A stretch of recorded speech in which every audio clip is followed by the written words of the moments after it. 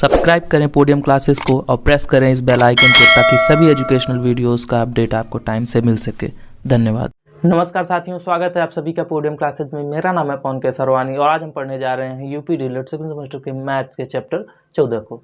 साथियों, इस चैप्टर में हम जानेंगे कि अवर्गीकृत आंकड़े क्या होते हैं और वर्गीकृत आंकड़े क्या होते हैं, और बेसिकली आज हम इसको समझ लेंगे, कल करेंगे क्वेश्चन इस पे, ठीक है। क्योंकि पहले हमको ये समझना जरूरी है कि आंकड़े होते क्या हैं, वरना हम डायरेक्ट क्वेश्चंस करने लगेंगे तो ज़्यादा मज़ा नहीं आएंगे। लेकिन उदाहरणों के तौर पर हम आपको बता देंगे, आपको मोटा मोटे हिसाब आज लग जाएगा क्या होता है, ठीक है। तो समय को ना गंवाते हुए आपसे रिक्वेस्ट करते हैं कि अगर अभी तक आपने वीडियो को लाइक शेयर नहीं किया तो प्लीज़ वीडियो को लाइक शेयर कर दीजिए। चैनल को सब्सक्राइब नहीं किया तो चैनल को भी सब्सक्राइब कर दीजिए और शुरू करते हैं हम लोग पढ़ना अपना, ठीक है। तो हम आज जानते हैं क्या होता है आंकड़े। आंकड़े क्या होते हैं, ठीक है। आंकड़े जिसे अंग्रेजी में बोलते हैं डेटा। आंकड़े क्या होते हैं? संख्याओं के पदों में एकत्रित की गई सूचनाओं को आंकड़े कहते हैं। क्या कहते हैं? आंकड़े। संख्याओं के पदों में एकत्रित की गई सूचनाओं को आंकड़े कहते हैं। जैसे कि एक कक्षा है, मान लीजिए कोई कक्षा है, क्लास 5 की बात ले लीजिए, कक्षा 5 की बात ले लीजिए। कक्षा 5 में टोटल 20 बच्चे हैं। कितने बच्चे हैं? 20 बच्चे हैं। 20 बच्चे हैं, हाँ। और 20 बच्चों का टेस्ट लिया टीचर ने, किसी भी विषय में, मान लीजिए गणित के विषय में टेस्ट लिया, ठीक है। अब 20 का नंबर इसमें लिखा गया है। जैसे किसी बच्चे का 1 आया, किसी का 2 आया, किसी का 5 आया, किसी का फिर 5 आ गया, किसी का 6 आया, किसी का 3, किसी का 8, किसी का 7, किसी का 12, किसी का 35, किसी का 40। कितने बच्चे हुए? 6, 5, 11। किसी का आया 31, किसी का फिर आ गया 8, किसी का आया 5, किसी का आया 3, किसी का आया 1। तो 6 दूनी 12, 12 4 16। किसी का 1 आया, किसी का 2 आया, किसी का फिर 3 आ गया, 12 6 18 और 2 और लोग हो गया, किसी का 5 आया, किसी का 6 आया। तो ये 20 बच्चे थे, 20 का ये नंबर है, मार्क्स जो, ठीक है, कितने अंक उन बच्चों ने पाए हैं। तो मान लीजिए कि एक क्लास है 5, कक्षा 5 का टेस्ट हुआ, टीचर ने टेस्ट लिया, उसमें टोटल 20 बच्चे हैं और 20 का नंबर ये अलग अलग है। किसी ने 1 पाया, कोई 2 अंक पाया, कोई 5 नंबर पाया, कोई 40 नंबर तक पा गया, कोई 35 नंबर पाया, कोई कुछ पाया। ऐसे ही टोटल 20 बच्चों का अलग अलग नंबर है। तो ये क्या है? आंकड़ा है। क्या है ये? आंकड़ा है, ठीक है। ये है आंकड़ा, इसे ही बोलते हैं आंकड़ा या डेटा। तो एक हमें डेटा मिल गया ना कि ये जो है ये एक डेटा है। समझ में आया? आंकड़े किसे कहते हैं? कि संख्याओं के पदों में एकत्रित की गई सूचनाओं को आंकड़ा कहते हैं। तो ये संख्याओं के पदों में सूचना है, ये जो सूचना मिल रही है हमें संख्याओं के पदों में मिल रही है, तो इसे क्या हम बोलेंगे? आंकड़ा बोलेंगे। अब देखिए, आंकड़ों को प्रदर्शित करने के कई तरीके होते हैं। अब जैसे आंकड़ा है, तो अब आंकड़ों को दर्शाना भी तो पड़ेगा भाई, हमेशा आदमी रट के याद करके थोड़ा ना चलेगा। तो आंकड़ों को प्रदर्शित करने के 2 तरीके मुख्यतः होते हैं। पहला होता है अवर्गीकृत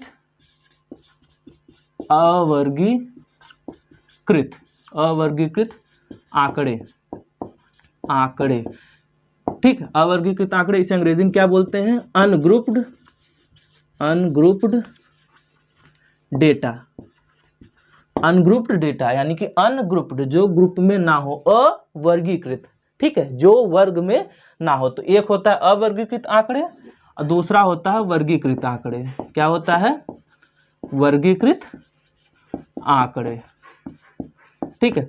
अवर्गीकृत आंकड़े को हम अनग्रुप्ड डेटा बोलते थे और वर्गीकृत आंकड़ों को हम बोलेंगे ग्रुप्ड डेटा। क्या बोलेंगे? Grouped data. ग्रुप्ड डेटा, ठीक है। अवर्गीकृत आंकड़े अनग्रुप्ड डेटा और वर्गीकृत आंकड़े ग्रुप्ड डेटा। चलिए अब यहां तक आ गए हैं। अब अवर्गीकृत आंकड़े जैसे है, अवर्गीकृत आंकड़ों को कैसे दिखाया जाता है? जैसे उसमें एक होता है इंडिविजुअल, जैसे इंडिविजुअली हम दिखा दिए,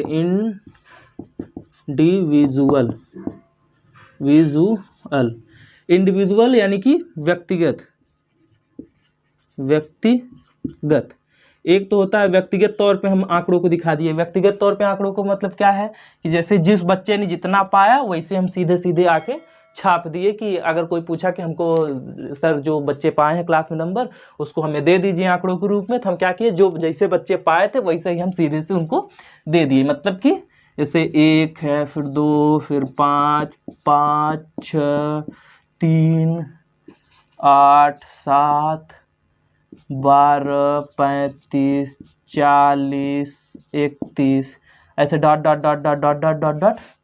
चलिए पूरा लिख ही लेते हैं तब ज़्यादा अच्छा रहेगा। फिर 8, फिर 5, फिर 3, फिर 1, 2, 3, नीचे 5 और 6। तो ये जो है ये क्या हुआ, इंडिविजुअल। इंडिविजुअल इसे हम इसलिए कह रहे हैं क्योंकि इस आंकड़े में हर बच्चे का नंबर अलग अलग लिखा गया है। हर बच्चे का नंबर इंडिविजुअली यानी कि व्यक्तिगत रूप से हर बच्चे का नंबर 20 बच्चे थे और 20 का नंबर इसमें छाप दिया गया है। तो हर बच्चे का एक एक नंबर अपना अपना छपा है सब बच्चे का, तो इसे हम क्या बोलेंगे, व्यक्तिगत या इंडिविजुअल। अब अवर्गीकृत में दो तरीके, एक तरीका और होता है। अब जैसे इसमें थोड़ा सा बड़ा, मान लीजिए 20 के बजाय 200 बच्चे रहे, तब अगर 200 बच्चे हैं तो भाई बोर्ड तो भर जाएगा, उसी तरीके से जिस रजिस्टर में देना होगा वो भी भर जाएगा। तो समझने में तो आदमी का माथा खराब हो जाएगा। बाई चांस किसी ने पूछ लिया कि भैया ये बताइए कि इसमें से 5 अंक पाने वाले कितने बच्चे हैं, तो क्या करोगे आप, नहीं समझ में आएगा। इसमें तो मान लीजिए 3-4 है, गिनोगे, 200 बच्चे हैं तो गिनते ही रह जाओगे, तब तो समझ के परे हो जाएगा। 2000 बच्चे हैं तब क्या करोगे आप तो नहीं गिन पाओगे। तो उसके लिए क्या करते हैं हम, इनका थोड़ा सा इसको अलग मेथड अपनाते हैं। अलग मेथड कौन सा रहेगा, एक तो हो गया व्यक्तिगत, दूसरा होता है सारणीबद्ध। क्या होता है, हम इसको क्या करते हैं, सारणीबद्ध कर देते हैं। जब इसको हम सारणीबद्ध कर देंगे तो हम क्या बना लेंगे, एक सारणी बना लेंगे। सारणी यानी कि टेबुलर, क्या बोलते हैं, टेबुलर, टेबल बना लेते हैं ना, तो एक टेबल बना लेंगे। टेबल बना के इधर लिखेंगे अंक या प्राप्तांक, प्राप्तांक यानी कि प्राप्त हुए अंक कितने नंबर, उनको मार्क्स कितने मिले हैं। और दूसरी तरफ क्या लिख लेंगे, बच्चों की संख्या। ठीक है, और ये जो बच्चों की संख्या होगी उसे हम क्या बोलेंगे, बारंबारता। अभी हम आपको बारंबारता भी समझाएंगे, पहले आप समझ लीजिए। एक तरफ लिखेंगे सारणी में 2 कॉलम 3 कॉलम एक्चुअली बनेगा। एक वाले में लिखेंगे क्रम संख्या, इधर वाले में लिखेंगे क्रम संख्या। ठीक है, यानी कि सीरियल नंबर। तो एक तरफ लिखेंगे सीरियल नंबर, दूसरे कॉलम में लिखेंगे प्राप्तांक यानी कि जितने मार्क्स उन्हें मिले हुए हैं, और तीसरे तरफ क्या लिख देंगे, बच्चों की संख्या। इससे क्या होगा, इस डेटा को समझने में आसानी होगी और छोटे जगहों पे इतना बड़ा डेटा या फिर इतनी जो जगह घेर रही है चीज़, इसको हम छोटे जगह में लिख सकते हैं। इसको कैसे लिखेंगे, पहले तो डालेंगे सीरियल नंबर 1, सीरियल नंबर 1 डालिए, उसके आगे ये लिखेंगे कि 1 अंक पाने वाले बच्चे कितने हैं, मतलब 1 अंक लिख लेंगे, मतलब नंबर 1। तो 1 अंक पाने वाले बच्चे कितने हैं, देख लीजिए, 1 है और 2 है। 1 अंक पाने वाले कितने बच्चे हो गए, 2 बच्चे हो गए। चलिए अब इसी तरीके से दूसरा नंबर डालते हैं। सेकंड नंबर पे कौन है, सेकंड नंबर पे डालते हैं 2 नंबर, उससे बड़ा होता है 2 ना, तो ऐसे लिख लेते हैं 2 अंक। तो 2 अंक पाने वाले कितने बच्चे हुए, 1 और यहाँ पे है 2, तो 2 अंक पाने वाले भी 2 बच्चे हैं। तीसरा नंबर डालते हैं, तीसरा नंबर 3 अंक, 3 अंक पाने वाले कितने बच्चे हैं, 1, देखिए 3 अंक पाने वाले बच्चे, 1 यहाँ है, 1 यहाँ है, 2 और 1 यहाँ है, 3। टोटल कितने बच्चे हैं 3 अंक पाने वाले, 3 बच्चे हैं। अब चौथा नंबर डालते हैं। अब 4 अंक पाने वाला कोई है, तो 4 अंक पाने वाले बच्चे कितने हैं, 4 अंक पाने वाले 0 बच्चे हैं। ठीक है, यानी 4 अंक कोई बच्चा नहीं पाया है। अब अगला आते हैं 5वां नंबर। 5वें नंबर पे डालते हैं 5 अंक पाने वाले बच्चे। 5 अंक पाने वाले बच्चे कितने हैं, 1 2 2 2 2 1 3 1 4। टोटल कितने बच्चे हैं, 4 बच्चे हैं जो 5 अंक पाए हैं। अब छठा नंबर डालते हैं। छठा नंबर में 6 अंक पाने वाले बच्चों का लिख लेते हैं, 6 अंक। तो 6 अंक पाने वाले कितने बच्चे हैं, 1 और बस, और 1 2। टोटल कितने बच्चे हैं, 2 बच्चे हैं। अगला नंबर डालते हैं 7, सीरियल नंबर 7। 7 में 7 अंक पाने वाले बच्चों का लिख लेते हैं। तो 7 अंक पाने वाले कितने बच्चे हैं, 1 और बस, केवल 1 बच्चा है जो 7 अंक पाया है। अब 8वां नंबर डालते हैं। 8 अंक पाने वाले बच्चों का लिख लेते हैं, 8 अंक पाने वाले। तो 8 अंक पाने वाले कितने बच्चे हैं, 1 ये है, दूसरा ये है। कितने बच्चे हुए, 2 बच्चे हुए। फिर अगला आते हैं 9वां। 9 अंक पाने वाले बच्चे, नहीं है तो नहीं लिखते हैं क्योंकि टेबल ज़्यादा बड़ी हो जाएगी। 9 अंक पाने वाले नहीं है, 10 अंक पाने वाले नहीं है, कोई नहीं है बच्चा इसमें। 12 अंक पाने वाला है ना, तो 9वें नंबर पर लिख लेते हैं 12 अंक। तो 12 अंक पाने वाले कितने बच्चे हैं? 1, और बस सिर्फ एक बच्चा है जो 12 अंक पाया है। अब उसके बाद देखते हैं, 12 अंक वाला हो गया, फिर 13 अंक देख लेते हैं। 13 अंक कोई बच्चा पाया? नहीं पाया। फिर उसके बाद 13, 14, 15 कुछ नहीं, सीधे से 35। तो 10वें नंबर पे क्या डालते हैं? 35 अंक पाने वाले बच्चे। 35 अंक कितने बच्चे पाए हैं? सिर्फ एक बच्चा 35 अंक पाया। कितने बच्चा? एक बच्चा 35 अंक पाया है। उसके बाद 11वें नंबर पे आते हैं। 11वें नंबर पे क्या है? 40। तो 40 अंक पाने वाले कितने बच्चे हैं? टोटल एक ही बच्चा है जो 40 अंक पाया है। तो अब ये देखिए, इसको समझने के बजाय ये समझना ज़्यादा आसान है। अगर कोई पूछा कि 5 अंक पाने वाले कितने बच्चे हैं, तो हम साफ साफ कह सकते हैं कि 5 अंक पाने वाले 4 बच्चे हैं क्लास में। 6 अंक मतलब 6 नंबर, 2 बच्चों ने 6 नंबर पाए हैं। कोई पूछा 12 नंबर कितने बच्चे पाए हैं, तो सॉरी 12 नंबर पाने वाला सिर्फ एक बच्चा है, यहाँ पे मैंने गलती से 12 लिख दिया। हाँ, तो अगर कोई पूछे कि 12 नंबर कितने बच्चे पाए हैं, तो हम क्या बता देंगे कि सिर्फ एक बच्चा है जो 12 अंक पाया है। तो इस डेटा को समझने में, इसमें क्या होता है, अगर कोई पूछता 5 अंक पाने वाले कितने बच्चे हैं, तो हमको पहले गिनना पड़ता है ऐसे। देखो भाई 1 2 3 4, फिर कहीं भूल तो नहीं गए, फिर से क्रॉस एक बार चेक कर लें। बाई चांस ये तो 20 बच्चों का है, 200 बच्चों का होता तब तो उसमें देखते देखते तो पूरा खत्म। तो इसको दूर करने के लिए हमने क्या किया, इसको सारणीबद्ध कर लिए। जब सारणीबद्ध कर लिया तो कोई अगर पूछेगा कि 5 अंक पाने वाले कितने बच्चे हैं, तो हम सीधे सीधे क्या करेंगे, सीधे ऐसे देख लेंगे 5 अंक पाने वाले 4 बच्चे हैं। तो इसमें एकदम बताना एकदम आसान है, गलती की गुंजाइश नहीं है। लेकिन फिर भी ये बड़ा है, आपने देखा कि इतने में ही मेरा बोर्ड भर गया, अब इसके नीचे नहीं दिख रहा है। बाई चांस ये 400-500 बच्चों का होता तब तो बोर्ड और ज़्यादा भर जाता, ऐसे रजिस्टर में लिखने में दिक्कत होगी। तो इसको दूर करने के लिए क्या करते हैं, हम वर्गीकृत कर लेते हैं। लेकिन वर्गीकृत समझने से पहले हम आपको समझा देते हैं कि बारंबारता क्या होती है। अब देखिए, 1 अंक पाने वाले 2 बच्चे हैं, मतलब 2 बच्चे ऐसे हैं जो 1 अंक पाए हैं, 4 बच्चे ऐसे हैं जो 5 अंक पाए हैं।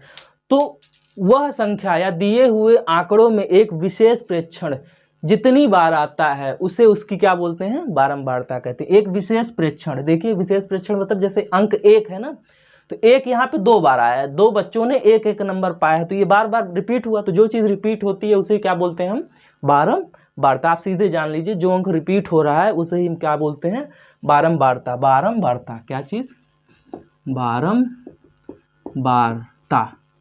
ठीक है। अंग्रेजी में बोलते हैं फ्रीक्वेंसी, ठीक है, फ्रीक्वेंसी। बारंबारता, बार बार आने वाला जो संख्या रिपीट हो रही है उसे ही हम क्या बोलेंगे, बारंबारता, या अंग्रेजी में फ्रीक्वेंसी, ठीक है। तो यही जो बच्चों की संख्या रिपीट हो रही है इसी को हम क्या बोलते हैं, बारंबारता। चलिए, तो ये हो गया, आपको बारंबारता क्लियर हो गया, और सारणीबद्ध और इंडिविजुअल तरीका, ये दोनों चीज़ क्लियर हो गया। अब जैसे बड़ा डेटा है, इसको नहीं समझ में आ रहा है, इसमें क्या करते हैं, इसको और छोटा करने के लिए हम एक और नियम निकालते हैं। इसमें क्या करते हैं, इसका वर्गीकरण कर देते हैं। जो डेटा का हम क्या करते हैं, वर्गीकरण कर देते हैं। जैसे क्या करते हैं, इधर लिखते हैं क्रम संख्या, ये जो क्रम संख्या थी, चलिए क्रम संख्या हो गई। दूसरा हम क्या करते हैं, इसके आगे लिखते हैं प्राप्तांक या फिर वर्ग अंतराल। दूसरे में क्या डालेंगे, वर्ग अंतराल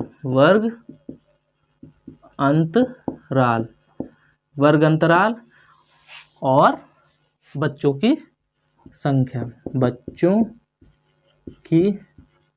संख्या, यानी कि बारंबारता को किससे दर्शाते हैं, एफ से, ठीक है। किससे दर्शाते हैं, एफ से, ठीक है, क्योंकि फ्रीक्वेंसी होता है तो फ्रीक्वेंसी का एफ लेके हम उसको एफ से दर्शाते हैं। अब देखिए, ये हो गया, हम क्या बना लिए, ग्रुप डेटा। कैसे ग्रुप डेटा बनाते हैं, जैसे यहाँ सीरियल नंबर 1 डाल दिए, और इसमें क्या करते हैं, ऐसे बांट लेते हैं कि 0 से लेकर 5 अंक तक के बच्चों को इस ग्रुप में डाल देंगे। तो इससे क्या होगा, और टेबल छोटी हो जाएगी। जैसे 0 अंक पाने वालों से लेकर 5 नंबर पाने वाले बच्चे तक इस ग्रुप में रहेंगे, ग्रुप नंबर 1 में। फिर 6 से लेके 10 अंक पाने वाले बच्चे ग्रुप नंबर 2 में रहेंगे, ठीक है। फिर 11 से लेके 15 नंबर पाने वाले बच्चे ग्रुप नंबर 3 में रहेंगे। फिर ग्रुप नंबर 4 में रहेंगे 16 से लेके 20 वाले, ठीक है। ऐसे ऐसे हम ग्रुपिंग कर लेते हैं। तो जब ग्रुप बना लिए तो वो क्या बन जाएगा, ग्रुप डेटा। इसमें देखिए ग्रुप बन गया ना कि 0 से 5 वाला ग्रुप, 6 से 10 वाला ग्रुप, 11 से 15 वाला ग्रुप और 16 से 20 वाला ग्रुप। तो जब हम ग्रुपिंग कर दिए तो वो क्या बन जाता है, ग्रुप डेटा। तो चलिए 0 से 5 अंक तक वाले बच्चे इसमें रहेंगे। तो इसमें देख लीजिए 0 से 5 अंक कितने बच्चे पाए हैं। तो 0 से 5 के बीच में क्या आता है, 1 आता है। चलिए ये हो गया 1 बच्चा। 2 भी आता है तो 2 और 3 4 5 और 7 8 तो ऊपर चले जाते हैं, 6 7 8 9 10 11। कितने बच्चे हुए टोटल, 11। एक बार फिर से कंफर्म कर लेते हैं। 0 से 5 के बीच में, मतलब 0 से लेके 5 तक। 0 से लेके 5 तक का मतलब क्या होता है, 0 1 2 3 4 और 5। ये इतनी संख्याएं इसके बीच में आती हैं। 0 से 5 के बीच में 0 1 2 3 4 5। तो इतना अंक पाने वाले इस ग्रुप में रहेंगे। तो देख लो 1 2 3 4 5, इधर इधर इधर इधर 6 7 8 9 10 और 11। तो टोटल 11 बच्चे हैं जो ग्रुप 1 में आएंगे, ठीक है। ये क्या हो गया, 11। अब 6 से 10 के बीच में कौन कौन बच्चे हैं, ऐसे बच्चे जो 6 से लेके 10 के बीच में हैं। तो 6 से 10, 6 से 10 का मतलब क्या होगा, 6 7 8 9 और 10। तो इतने बच्चे जो हैं ये ग्रुप नंबर 2 में आएंगे। तो 6 से लेके 10 यानी कि देखिए 1 2 3 4 5। कितने बच्चे हुए टोटल, 5 बच्चे हुए, ठीक है। तो ग्रुप नंबर 2 में कितने बच्चे आ गए, मतलब 6 से 10 वाले में कितने बच्चे आ गए, 5 बच्चे आ गए। अब अगला ग्रुप कौन सा हमारा है, 11 से 15। क्या है, 11 से 15। 11 से 15 में कितने बच्चे, 11 से 15 में क्या क्या आएगा, 11 आएगा, 12 आएगा, 13 आएगा, 14 आएगा और 15 आएगा। तो 11 से 15 के बीच में इतनी संख्या आएगी। तो 11 से 15 के बीच में कोई है, देख लीजिए 1 2 3 4, ये सब का काम खत्म हो गया। इधर 12 है, हाँ 12 है, मतलब 1, बस केवल यही संख्या है। कितने बच्चे हुए, सिर्फ 1 बच्चा है। उसके बाद 16 से 20, 16 से 20 इसको यहाँ मिटा देते हैं, ठीक है। इसको समझते चलिए, काफ़ी मज़ेदार सेशन होने वाला है। 16 से 20, अब आते हैं 16 से 20। 16 से 20 में क्या है, कितने बच्चे होंगे, मतलब 16 वाले, 17 वाले, 18 19 और 20। इतने अंक पाने वाले बच्चे इसके अंदर आएंगे 16 से 20 वाले ग्रुप में। तो कौन कौन बच्चा है 16 से 20, 16 से 20 कोई बच्चा ऐसा नहीं है जो 16 से लेके 20 के बीच में पाया है, 0 बच्चे हैं। तो ऐसे हम 0 लिख लेते हैं, ठीक है। तो ग्रुप नंबर 4 में कितने हुए, 0 हो गए। अब चलिए 5वां नंबर आते हैं। 5वें में आते हैं 21 से 25, ठीक है। 21 से 25, 21 से 25 के बीच में कोई बच्चा है, 21 से 25। 21 से 25 का मतलब होता है 21 22 23 24 और 25। 21 से 25 के बीच में कोई बच्चा है, नहीं कोई बच्चा नहीं है, ये भी 0 हो गया।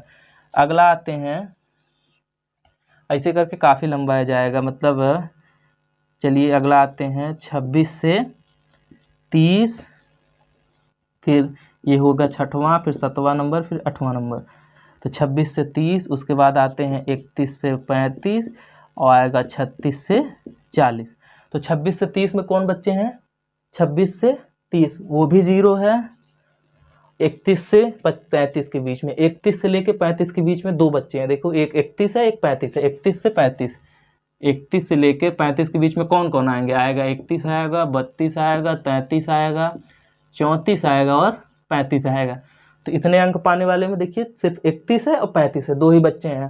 तो 31 से 35 के बीच में 2 बच्चे हैं और 36 से 40, 36 से 40 में सिर्फ 1 बच्चा है। कितना है, 1 बच्चा है। तो ये क्या हो गया, वर्गीकृत आंकड़े। तो ये ग्रुप्ड फॉर्म में हमने बना दिया। तो इसे बोलते हैं, ये होता है वर्ग अंतराल या फिर ग्रुप्ड के रूप में। देखिए आंकड़े को हमको दर्शाने के लिए 2 तरीके मैंने बताए थे कि एक अवर्गीकृत होता है, दूसरा वर्गीकृत होता है। अवर्गीकृत में एक होता है इंडिविजुअल को, जैसा जो डेटा मिला हम वैसे ही उस पर छाप दिए, वो तो हो जाता है इंडिविजुअल या व्यक्तिगत तरीका कि हर बच्चे का अलग अलग नंबर इस पर लिख दिया गया। उसके बाद वो थोड़ा सा देखने में सही समझ में नहीं आता तो उसको थोड़ा सा सरल बनाने के लिए हमने सारणीबद्ध कर दिया।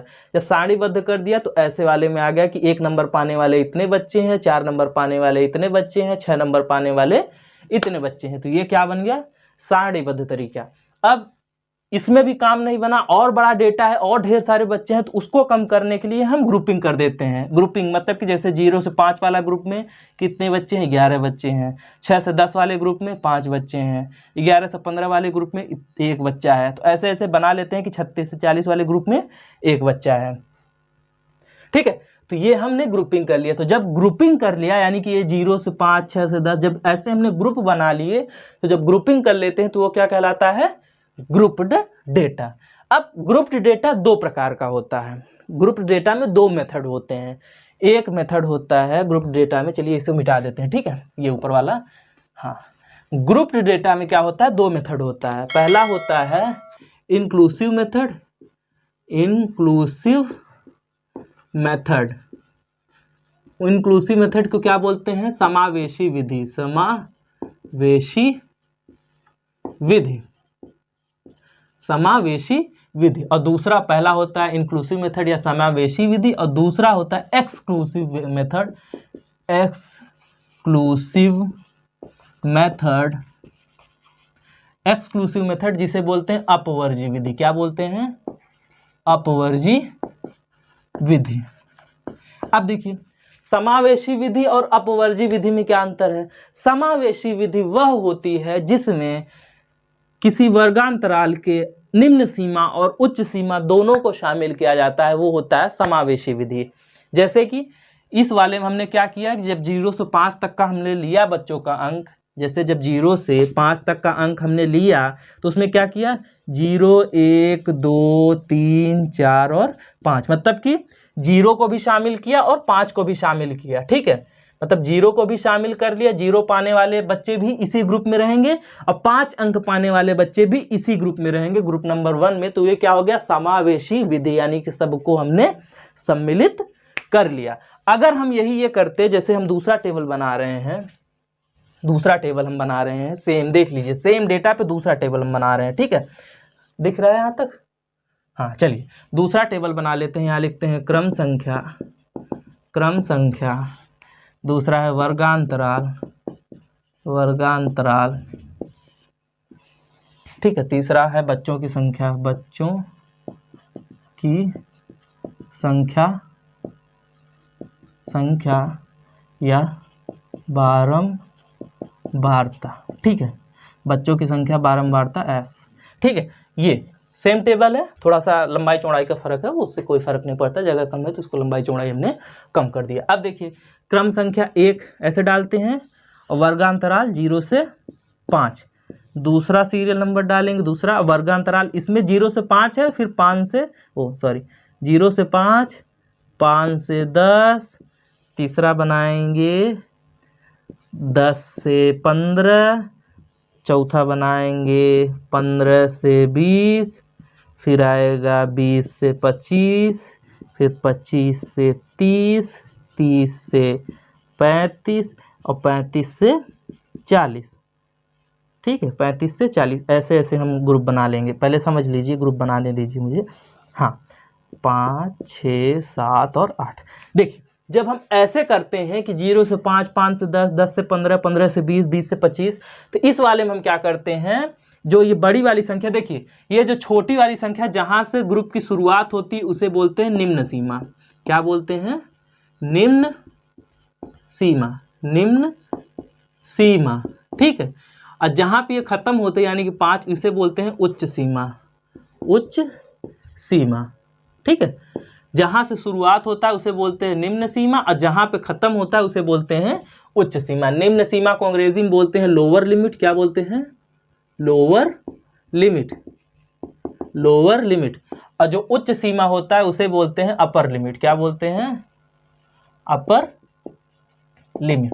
तो लोअर लिमिट और अपर लिमिट, लोअर लिमिट बस होता है जो शुरुआत जहाँ से होता है, जहाँ से ये वर्ग का जहाँ से शुरुआत होता है उसे बोलते हैं लोअर लिमिट, और जहाँ पे ये वर्ग खत्म होता है उसे बोलते हैं अपर लिमिट। जैसे इसका लोअर लिमिट क्या है 6 है और अपर लिमिट क्या है 10 है। इस वाले में लोअर लिमिट 16 है और इसका अपर लिमिट क्या है 20 है। ठीक है, अब देखिए इस वाले में तो हमने लोअर लिमिट और अपर लिमिट दोनों को शामिल किया, लेकिन इस वाले में क्या करते हैं, जो अब ये देखिए ये कौन सी विधि है, जब दोनों को शामिल कर लिया तो ये कौन सी विधि है, इंक्लूसिव मेथड। क्या है, इंक्लूसिव मेथड, इंक्लूसिव मेथड।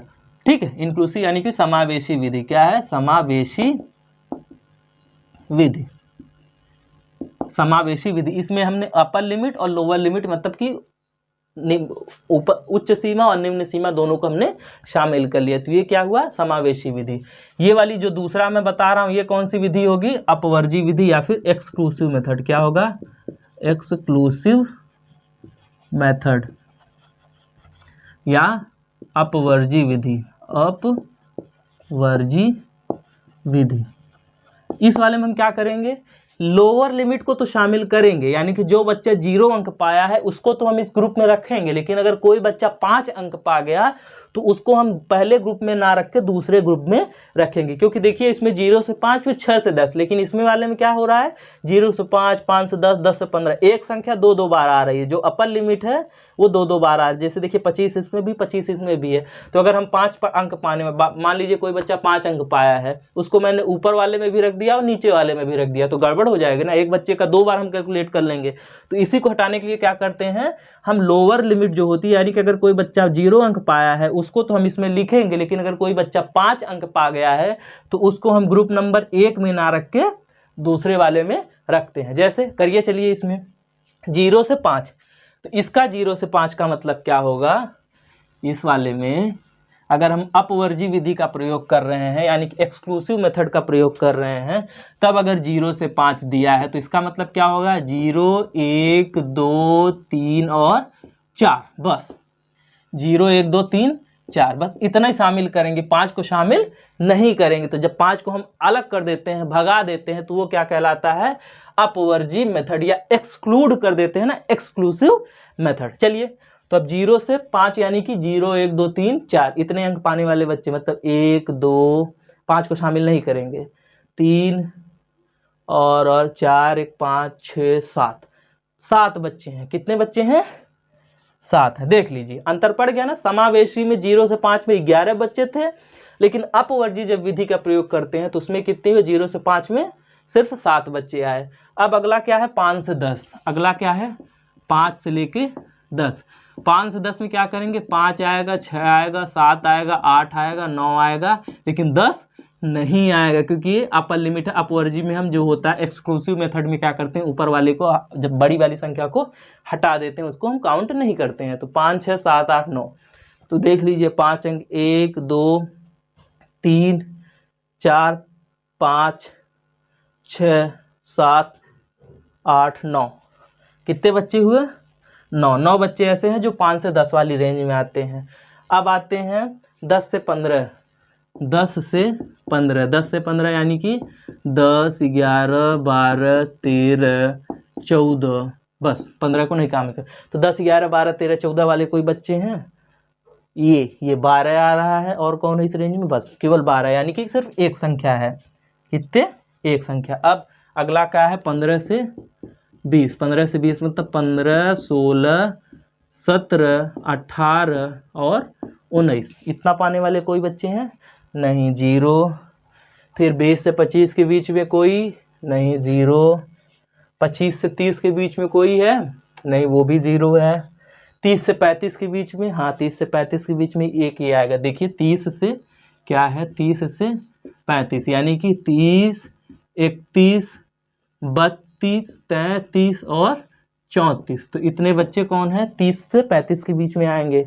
तो 35 को शामिल करेंगे नहीं, क्योंकि ये ऊपर वाली लिमिट है, अपवर्जी विधि का प्रयोग कर रहे हैं, तो 35 को तो गायब कर दिए ना हम इसमें से। देखिए 30 से 35 के बीच में कौन कौन से है, 30, 31, 32, 33 और 34। तो देख लीजिए 31 ये एक है, एक इसको शामिल करेंगे और बस हो गए। कितने बच्चे हैं टोटल, सिर्फ एक बच्चा है। 35 से 40 के बीच में, 35 मतलब 35 से 40 के बीच में क्या आएगा, देखिए 35 से 40 के बीच में क्या आएगा, 35 आएगा, 36 आएगा, 37, 38, 39, इतने बच्चे आएंगे। ठीक है, तो 35 से 40 के बीच में, तो एक इसको सिर्फ शामिल करेंगे, मतलब 35 से 40 के बीच में एक है। फिर अगला एक और ग्रुप बनाएंगे 9, 9 में क्या करेंगे, 40 से लेके 45, तो 40 से लेके 45 के बीच में कौन है, सिर्फ एक संख्या है, मतलब एक बच्चा है, ये देख लीजिए। अब देखिए आपको समझ में आ गया होगा कि जब हम एक्सक्लूसिव इंक्लूसिव मेथड का यूज़ करते हैं, यानी कि समावेशी विधि का प्रयोग करते हैं, तो उसमें जो अपर लिमिट और लोअर लिमिट होती है उन दोनों को शामिल करते हैं, तो वो कुछ इस तरीके से दिखता है। और जब हम एक्सक्लूसिव मेथड यानी कि अपवर्जी विधि का प्रयोग करते हैं तो वो कुछ इस तरीके से दिखता है। आप अंतर ऐसे समझ सकते हैं कि कोई टेबल इंक्लूसिव है कि एक्सक्लूसिव है। देख लीजिए कि 0 से 5, फिर 5 को छोड़कर फिर 6 से 10, फिर 10 को छोड़कर 11 से 15, ये हुआ समावेशी विधि। लेकिन जब अपवर्जी होती है उसमें क्या करते हैं, 0 से 5, 5 से 10, 10 से 15, 15 से 20, एक ही संख्या को जब रिपीट कर देते हैं तो वो क्या हो जाती है, अपवर्जी विधि। अब चलिए भैया, अब आप कहेंगे गुरुजी आप इतना तो पूरा बता ले गए कि अवर्गीकृत आंकड़े क्या होते हैं, वर्गीकृत आंकड़े क्या होते हैं, लेकिन आपने अभी तक टैली चिन्ह नहीं बताया। तो टैली चिन्ह, हाँ भाई ये तो बताना जरूरी था, चलिए बताते हैं टैली चिन्ह क्या होता है। चलिए, ये वाला इतना समझ में आ गया ना, ये इतना समझ में आ गया, इसको मिटा देते हैं, हम आपको आगे टैली चिन्ह समझा देते हैं। टैली चिन्ह क्या होता है, चलिए मुझे लगा कि पहले देखिए, पहले आपको सिखा देते हैं कि ग्रुपिंग क्या होती है, मतलब ग्रुप्ड डेटा अनग्रुप्ड डेटा क्या होता है, बाद में टैली हम आपको बता देंगे। चलिए इसी सारणीबद्ध वाले को हम उतार लेते हैं, क्या करते हैं, इसी को उतार लेते हैं।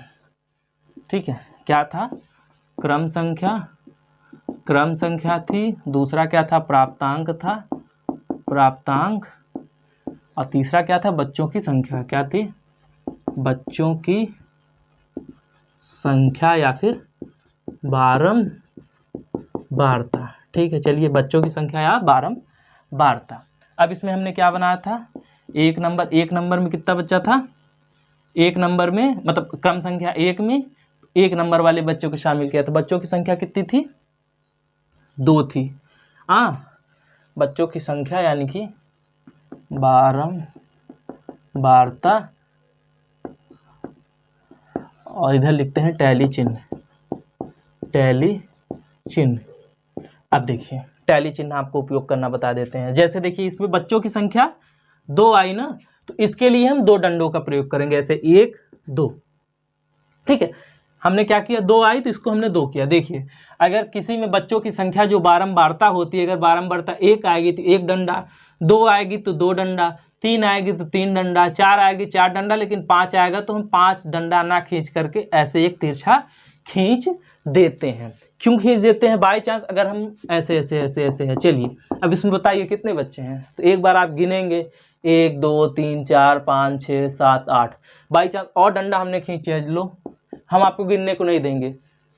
चलिए अब बताइए, मतलब हम आपको ऐसे उंगली रखने के लिए नहीं देंगे, ऐसे दूर से बताइए, आप कंफ्यूज हो जाएंगे ना। अगर यही नहीं और पास में अगर कर दें, लीजिए अब बताइए, तो आप कंफ्यूज हो जाएंगे ना। तो इस वजह से हम क्या करते हैं, इसमें भी ग्रुपिंग बना देते हैं। ठीक है, टैली चिन्ह खींचते समय हम इसमें भी ग्रुपिंग बना देते हैं, मतलब कि 4 डंडा हुआ मतलब 4 बच्चे हुए, और 4 के बाद अगर 5वां आ गया तो उसको ऐसे कर दिए। अगर इसको ऐसे गिनने के लिए कहा जाए तो आप कंफ्यूज हो जाएंगे। देखिए कितने हैं, 1 2 3 4 5 6 7 8 9 10 11 12 13 14 15 16, टोटल कितने बच्चे हैं, 16 बच्चे हैं। लेकिन अगर उंगली रखने को ना दें हम कि आप उंगली से एक बार चेक कर लो, तो आप इसे गिन नहीं सकते, आप भूल जाएंगे या फिर गिनेंगे भी तो बड़ा दिक्कत होगा। लेकिन अगर इसी को हम ऐसे लिख दें टैली चिन्ह के माध्यम से, जो नियम बना गया है 1 2 3 4 5, 1 2 3 4 ये 5, 1 2 3 4 5, 1 2 3 4 5, 15 और 1 16। अब इसमें आप कोई भी दूर से भी देख के बता सकते हैं कि 5 5 10 15 1 16, तो टोटल 16 बच्चे हैं। समझ में आ गया ना कि देखिए जब टैली चिन्ह में 4 बच्चे हैं, मतलब बारंबारता 1 2 3 4, 4 बच्चे या 4 बारंबारता तक तो ऐसे खड़ी लाइन खींचेगी। लेकिन जब 5वां नंबर आ जाता है तो उसी को हम क्या करते हैं, एक तिरछी लाइन, यानी कि 5। फिर उसके बाद 5 के बाद 6वां आया तो फिर 1 फिर 2 फिर 3 फिर 4 फिर 5, तो जैसे ही 5 हो जाएगा वैसे ही हम काट देंगे। तो इधर हमारे पास 16 था, तो हमने क्या किया, 1 2 3 4 5, तो 5 का ऐसे बना लिया 4 और एक खड़ी एक पड़ी पाई, तो वो क्या हो गया 5, 5 5 का ग्रुप बना लिया, 3 ग्रुप, यानी कि 15 15 1 16। तो हमको सीधे सीधे यहाँ पे आसानी से दिख गया कि 16 बारंबारता है, तो इसमें क्या होगा 2 हो गया। अब दूसरा क्रम संख्या डालते हैं, दूसरे में क्या था 2 नंबर पाया था, इधर भी 2 था, तो इधर भी क्या करेंगे 1 और 1 2 ऐसे खींच देंगे। अब तीसरा क्या था, तीसरा था, तीसरे में कितने नंबर थे 3 अंक पाने वाले बच्चे थे, कितने बच्चे थे टोटल 3 बच्चे थे ना। देखिए तीसरे सीरियल नंबर पे 3 अंक पाने वाले 3 बच्चे थे, यानी कि 1 2 और 3, 5 4 तक चलेगा खड़ा खड़ा, पांचवा जहाँ आएगा वहाँ पे हम ऐसे खींच देंगे। चलिए उसके बाद 4 अंक पाने वाले कितने बच्चे थे, 4 अंक पाने वाले 0 बच्चे थे, तो इसमें कोई पाई नहीं आएगी। अब इधर आइए 5वां नंबर पे कौन था 5 अंक पाने वाले बच्चे, 5 अंक पाने वाले कितने बच्चे थे 4 बच्चे थे, यानी कि 1 2 3 और 4। तो ऐसे ही टैली चिन्ह क्या होता है, जितनी बारंबारता आएगी उतनी लाइनें खिंचाएगी, लेकिन 4 लाइनों से ऊपर जब हम जाएंगे, जैसे 1 2 3 4, 4 बच्चे तक आए तो हमने 4 डंडा खींच दिया, लेकिन अगर 5 बच्चे आ जाते तो हम क्या करते, पांचवें की जगह पर एक ऐसे 4 डंडा, मतलब 4 बच्चे आए तो हमने 4 ऐसे खींच दिया, लेकिन जब 5वां आता तो हम क्या करते, ऐसे एक तिरछा खींच देते। फिर अगर मान लीजिए 6 आ गया तो क्या करते, 1 2 3 4, 1 1 5, फिर उसके बाद एक आगे 6, और अगर 7 आता तो क्या करते 1 2 3 4, ये 5 बना दिए, उसके बाद 2 और, तो 5 2 7। ऐसे ही हम टैली चिन्ह खींचते हैं। टैली चिन्ह इसलिए उपयोग किया जाता है बाई चांस। अब देखिए हम आपको टैली चिन्ह का बढ़िया उपयोग बताते हैं, क्यों ऐसा किया गया है। आप कहेंगे सर जी ये बताइए, जब साफ साफ बारंबारता लिखी है तो ये झंझट करने की क्या ज़रूरत थी, ये टैली चिन्ह वैली चिन्ह वाला बनाने की क्या ज़रूरत थी, सीधे हम संख्या देख के बता सकते हैं। हाँ बता सकते हो, लेकिन अगर ये डेटा 200 बच्चों 400 बच्चों का है और फिर आपको गिनने के लिए कहा जाए कि 5 इसमें कितनी बार आया है, तो आप क्या करोगे, आप ऐसे देखोगे 5 1, देखिए 1 5 आया, हम आपको ऐसे बताते हैं। देखिए 5 एक बार आया तो एक डंडा खींच लिए, ये 5 नंबर एक डंडा खींच लिए। 5 फिर दोबारा हमने गिना तो यहाँ पे 2 डंडा, ये लिखने से पहले की बात है, ठीक है। 5 जैसे एक बार आया तो एक डंडा खींचे, 2 बार आया तो 2 बार डंडा खींचे, उसके बाद 3 आया, तीसरा 5 यहाँ आया तो 3 डंडा खींच लिए। फिर आ गया ऐसे लाइन में, यहाँ पे देखिए 4 डंडा, तो ऐसे 4 डंडा खींच लिए, फिर इस डंडों को गिन लिए 1 2 3 4, और यहाँ पे ऐसे 4 लिख लिए। समझ में आया। अरे देखिए भाई, अगर कोई आपसे कहे बाई चांस इसमें ढेर सारे 5 होते, 15 20 50 तो 5 होते, तो आप गिनते गिनते कभी कभी होता नहीं कि यार भूल तो नहीं गए, कोई 5 हम भूल तो नहीं गए, कोई संख्या हम भूल तो नहीं गए, तो क्या करते हैं एक बार गिनते हैं एक डंडा खींच देते हैं, दूसरी बार फिर गिनते हैं 2, फिर यहाँ एक डंडा और 3, फिर एक डंडा और, ऐसे डंडे खींचते चले जाते हैं। उससे क्या होता है कि हम भूलते नहीं हैं, उसको हम गिन के फिर वही यहाँ पे बारंबारता की जगह पर लिख देते हैं। ठीक है, तो ये हुआ हमारा बारंबारता। बारंबारता को क्या बोलते हैं, फ्रीक्वेंसी। चलिए, तो आज हम आपको समझा दिए हैं कि अवर्गीकृत आंकड़े क्या होते हैं, वर्गीकृत आंकड़े क्या होते हैं, उनको व्यक्तिगत रूप में कैसे लिखा जाता है, सारणीबद्ध रूप में कैसे लिखा जाता है, समावेशी विधि क्या होती है, अपवर्जी विधि क्या होती है, वर्गांतराल क्या होता है। वर्गांतराल बताया ना कि जैसे 0 से लेके 10 तक, तो ये क्या हुआ वर्गांतराल, ये वर्ग बन गया। ठीक है, वर्गांतराल। इसमें होता है एक परिसर, परिसर एक आता है, परिसर यानी कि रेंज। अगर पूछेगा कि इसका रेंज क्या है तो 10 में से वो घटा देंगे, चलिए वो अलग चीज़ है। तो ये आ गया परिसर वाला हो गया। तो हम जान के समावेशी विधि, अपवर्जी विधि, अवर्गीकृत आंकड़े, वर्गीकृत आंकड़े, व्यक्तिगत, सारणीबद्ध डेटा, सारे तरीके का हम क्वेश्चन जान गए। कल इसी पर हम करेंगे क्वेश्चंस को हल। आज हमने बेसिक चीज़ें इसको जान ले कि ये होता क्या है, और कल करेंगे क्वेश्चंस को सॉल्व करेंगे। ठीक है, तो ठीक है, आज के लिए वीडियो यहीं तक, फिर मिलेंगे नेक्स्ट वीडियो में। तब तक के लिए धन्यवाद। लेकिन जाते जाते आपसे कह रहा हूँ कि अगर आपको वीडियो अच्छी लगी है तो प्लीज़ वीडियो को लाइक शेयर कर दीजिए और चैनल को सब्सक्राइब जरूर कर दीजिए अगर आप चैनल पे नए हैं